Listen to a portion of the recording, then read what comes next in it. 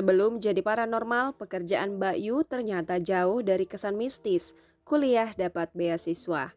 Paranormal Mbak Yu meninggal pada hari Kamis 1 Juli 2021 pukul 13.00. Salah satu tim Mbak Yu mengonfirmasi kebenaran hal tersebut. Penyebab meninggalnya Mbak Yu masih belum bisa dipastikan. Rilis resmi dari rumah sakit masih ditunggu.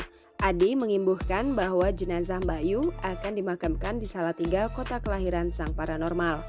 Kepergian Mbak Yu tentu menghebohkan industri hiburan tanah air karena sosoknya yang cukup fenomenal.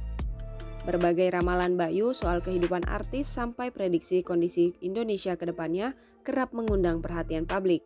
Namun ternyata sosok Mbak Yu terlihat berbeda sebelum menjadi paranormal. Jauh dari kesan mistis, Mbak Yu rupanya menekuni karirnya di bidang yang lain. Mbak Yu mulai menghasilkan uang sendiri lewat kemampuannya yang unik.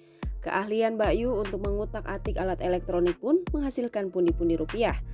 Bahkan Mbak Yu disebut mampu membuat radio dan alarm keamanan sendiri. Wanita yang memiliki nama asli Eis Juwariah Johana itu menyelesaikan kuliah dengan jalur beasiswa di salah satu universitas di Yogyakarta. Usai lulus dari perguruan tinggi, Mbak Yu berkancah di dunia desain interior. Dari situlah Mbak Yu berhasil membuat usaha sendiri di bidang desain interior.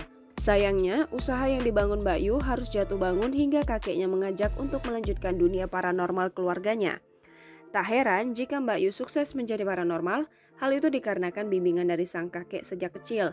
Sang kakek yang merupakan guru spiritual untuk mengolah kebatinan telah menurunkan ilmunya kepada Mbak Yu.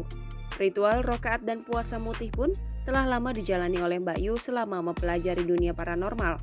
Usai usahanya gagal berkali-kali, Mbak Yu akhirnya memilih kembali ke dunia paranormal yang telah dipelajarinya dari sang kakek.